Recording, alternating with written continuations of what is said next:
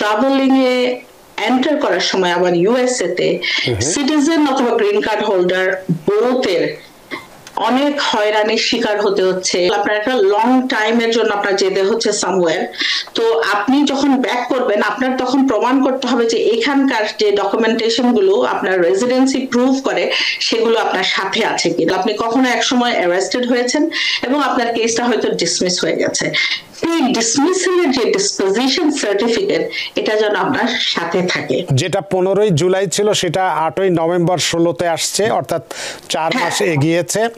আর F2 এ যেটা বললেন যে 1 সেপ্টেম্বর 2022 ছিল সেটা 1 ফেব্রুয়ারি 2024 এসেছে। 2025-এর অক্টোবর মাসে যে ভিসা বুলেটিনটা বেরিয়েছে এখানে আমরা দেখতে পাচ্ছি ইমিগ্রেশনের যে বিভিন্ন ক্যাটাগরি যেগুলো আছে, F1, F2A, F2B, F3, F4, এগুলোর মধ্যে কোনটা কতটা এগিয়েছে আপনি যদি একটু বিস্তারিতভাবে বলেন, তাহলে যারা এই যে দীর্ঘদিন ধরে আবেদন করে অপেক্ষা করছেন আমার ইন্টারভিউ কবে আসবে কবে আসবে কবে আসবে এরকম চিন্তা, তারা একটু আপনার মুখ থেকে শুনে কিছুটা হলো আশার আলো দেখতে পাবে। অ্যাটর্নি ইশরাত সামি। হ্যাঁ ভাই, আপনি সঠিকভাবে বলেছেন। F2A 17 মাস এগিয়েছে, যেটা স্পাউস অফ গ্রিন কার্ড হোল্ডারের স্পাউস এন্ড চিলড্রেনদের। তো এটা সবার জন্য সুখকর। তো তাদের উদ্দেশ্যে বলছি যে যাদের এইটা এগিয়েছে তারা যেন তাদের সব ডকুমেন্টেশন গুলো যেমন সবকিছু আপডেটেড আছে কিনা এটা চেক করবেন। যেমন আপনার পুলিশ সার্টিফিকেশন যেটা আপনারা দেন সেটা ঠিক আছে কিনা, আপনার মেডিকেল রিপোর্ট আপনি দিয়েছেন কতদিন আগে সেটা আপডেটেড আছে কিনা, না থাকলে করায় নেন আবার, কারণ ইন্টারভিউ ডেটে যাওয়ার সময় আপনার সাথে যেন সেই ডকুমেন্ট গুলো থাকে এবং ডকুমেন্ট গুলো না থাকার কারণে যেন আপনার ভিসাটা ডিলে না হয়। সো আর আপনার যেগুলো biographic information, birth certificate, marriage certificate, যেসব ডকুমেন্ট আপনার লাগবে অরিজিনাল আপনার কাছে থাকা উচিত সেগুলো সব গুছিয়ে নেন। সো ইন্টারভিউ ডেটে যেন আপনি সব নিয়ে যেতে পারেন এবং আপনার অ্যাপ্লিকেশনে কে আপনাকে স্পন্সর দিয়েছেন, কে আপনাকে কিভাবে সাহায্য করেছেন, আপনার অ্যাপ্লিকেশনে কি ইনফরমেশন আছে এটা আপনার জানা দরকার, কারণ ইন্টারভিউ তো এখন তারা খুব ডিটেইলস প্রশ্ন করে।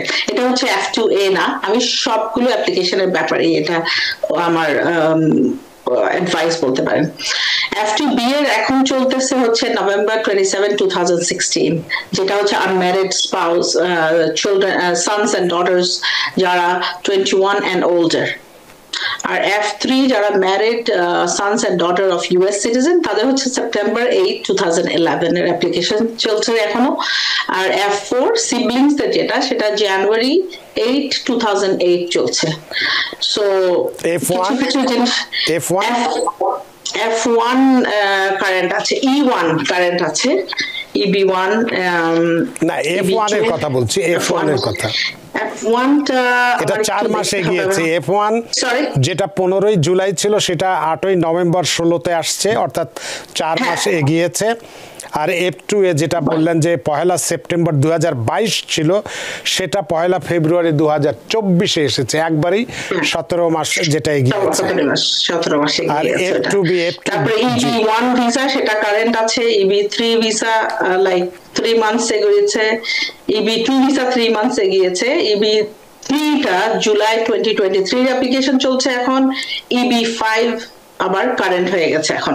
আর EB4টা হোসেন আহমেদ কাউসার বলেছেন EB4 এর আপডেটটা চেয়েছেন। EB4 কি অবস্থায় আছে? এগুলো এখন EB4 এর এক্সাক্ট ডেটটা আমার স্মরণ আসছে না, আমার একটু চেক করে বলতে হবে, আমি একটু পরেই বলছি আপনাকে। আচ্ছা, তো এখন এইগুলো তো আপনি বললেন ফাইনাল অ্যাকশন ডেটটা, তো এক্ষেত্রে আপনার কাছে কি একটু জানতে চাইবো ফাইলিং স্পন্সর যেটা ভিসা অ্যাপ্লিকেশন যেটা ডেট অফ ফাইলিং সেটা কোনটা কতটুকু এগিয়েছে, তাহলেও সেটাও তারা অন্তত বুঝতে পারবে যে কবে তাদের অ্যাপ্রুভাল এটা আসতে পারে।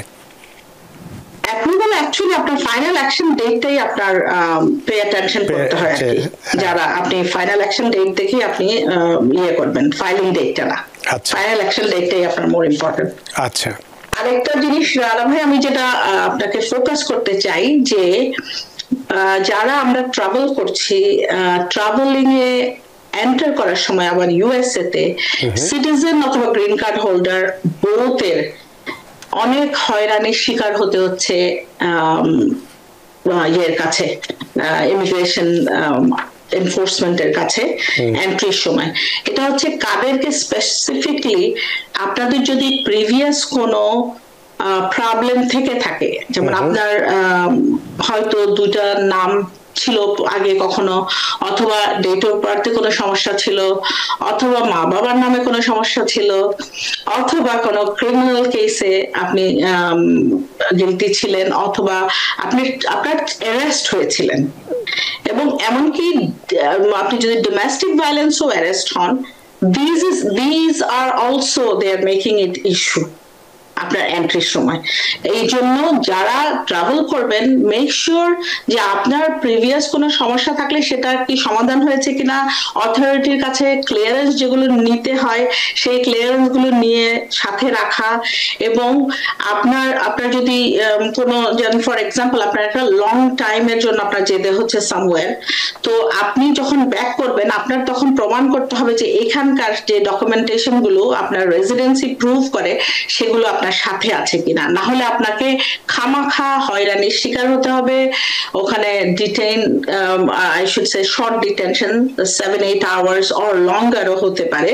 সো আপনার সেই ভোগান্তিগুলো অ্যাভয়েড করার জন্য যেই জিনিসগুলো আপনার নিয়ে যাওয়া প্রয়োজন সেগুলো আপনি সাথে রাখবেন। আর যদি আপনার জানা না থাকে আপনি ট্রাভেল করবেন, তাহলে আপনি একজন প্রফেশনালের কাছে যে অ্যাডভাইস নেবেন। আমি রিসেন্টলি একজনের ঘটনা, যে উনাকে প্রফেশনাল সামবাডি বলেছেন যে আপনার কোনো সমস্যা নেই, কিন্তু উনি যখন আসছিলেন তখন ওনার এটা বিগ প্রবলেম হয়েছে। সো এই জিনিসগুলো আপনাকে খেয়াল করতে হবে নিজে। এবং আপনার ট্রাভেলিং যদি মনে করেন যে এখন না ট্রাভেল করে, মানে ইউএস এর বাইরে ট্রাভেল না করে আপনি পারেন, তাহলে ট্রাভেলটা এখন একটু স্থগিত রেখে ইউএস এর ইনসাইডে আপনি ঘুরে বেড়ান। কিন্তু আউটসাইড ট্রাভেল করলে make sure you have all the documentation what you need. যদি ট্রাভেল থাকে, ফর এক্সাম্পল আপনি কখনো এক সময় অ্যারেস্টেড হয়েছেন এবং আপনার কেসটা হয়তো ডিসমিস হয়ে গেছে, সেই ডিসমিসের যে ডিসপোজিশন সার্টিফিকেট এটা যেন আপনার সাথে থাকে। এবং আপনি যদি মনে করেন যে আমি দেশের বাইরে আছি, যখন বাংলাদেশে যাচ্ছি, আমার একটা লং টাইম আমার প্রপার্টি বিক্রি করতে হবে, অথবা সাম রিজনে আমার হয়তো 6 মাস অথবা লঙ্গার থাকতে হবে, অথবা পড়াশোনা করতে হবে, তো আপনি যদি যাই আপনি করেন না কেন সেই ডকুমেন্টেশনটা আপনার থাকতে হবে টু প্রুভ কেন আপনি, why did you stay so long. So সেটার যেন প্রুফে আপনি দেখাতে পারেন যে আমার প্রপার্টি আমি ডিসপোজ করেছি, এটাতে আমার এত সময় লেগেছে, and this is my document. যেটাই ডকুমেন্ট আপনার কাছে থাকে, অথবা আপনি পড়াশোনা করছিলেন, সো পড়াশোনার সেই সার্টিফিকেটটা, অথবা আপনি রেজাল্ট যেটা পেয়েছেন, সো অল দিস থিং। এবং আপনি ইউএস তে যে আপনার রেসিডেন্সি মেনটেন করছেন সেটারও, যেমন লিজ এগ্রিমেন্ট আপনার সাথে থাকতে পারে, ট্যাক্স রিটার্নের কপি থাকতে পারে, আপনার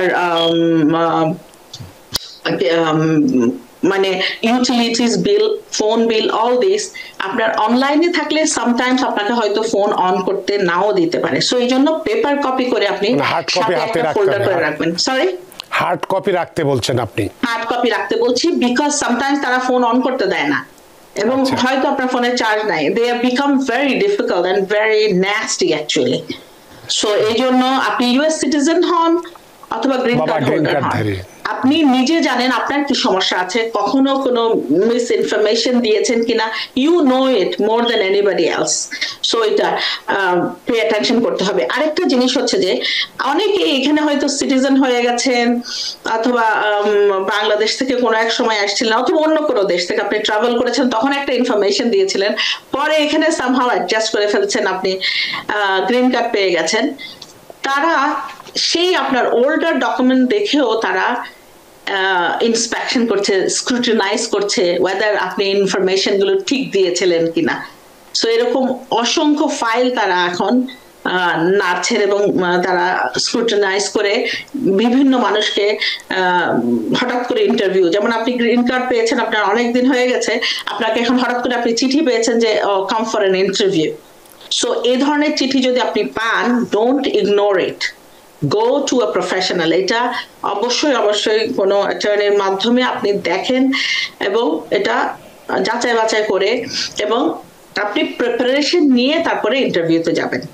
আপনার আগে আপনি কি ইনফরমেশন দিয়েছেন, পরে কি ইনফরমেশন দিয়েছেন, কেন এই অসামঞ্জস্যটা এসেছে, ইনকনসিস্টেন্সি, এটার এক্সপ্লেনেশন নিয়ে, এবং এটার কে প্রুফ করার এনাফ সাপোর্টিং ডকুমেন্ট নিয়ে যেতে হবে। এগুলো আমরা এখন এভরিডে এ ধরনের কেস করছি, এই জন্যই আমি আমাদের দর্শকদের উদ্দেশ্যে এগুলো বলছি। এটা খুব কি বলবো, অ্যালার্মিং রাইট নাও এই জিনিসগুলো। অনেকে সিটিজেন যারা তাদের ফাইলও পুল করছেন যে আগে এই ইনফরমেশন দেওয়া হয়েছিল, আপনার অন্য অ্যাপ্লিকেশন, আপনি অন্য ইনফরমেশন দিয়েছেন, so they are taking your file out, এবং তারা আপনাকে কি বলবো, ইনভেস্টিগেশন করে আপনাকে এটা, if they find any kind of fraud, misleading information, misrepresentation, they're going to take it out.